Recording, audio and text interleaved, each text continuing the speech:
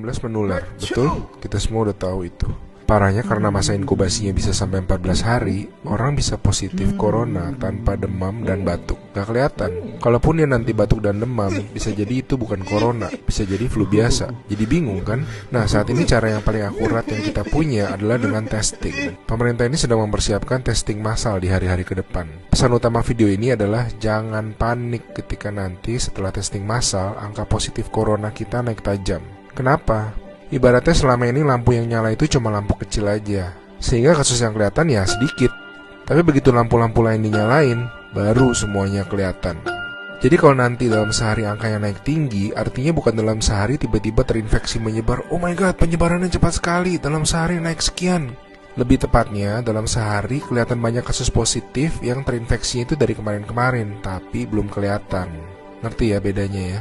Pahit emang rasanya ngeliat fakta, tapi ini penting banget. Makin kelihatan, makin mereka bisa diisolasi sehingga nggak nularin ke orang-orang yang lebih banyak lagi.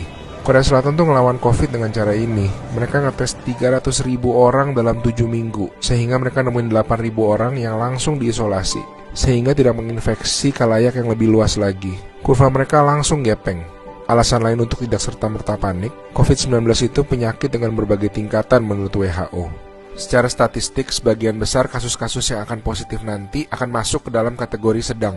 Dan secara statistik, kebanyakan bisa sembuh. Tetap berbahaya, tetap harus sangat waspada, tapi lengkapnya baca-baca jurnal resmi WHO ya.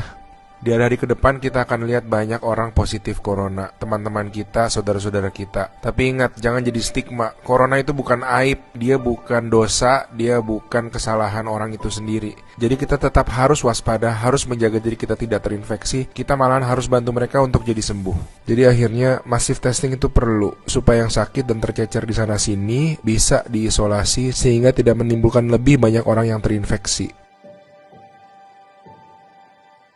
Pahit rasanya nanti ngeliat angka-angka ke depan, tapi ini langkah yang sebetulnya sangat positif.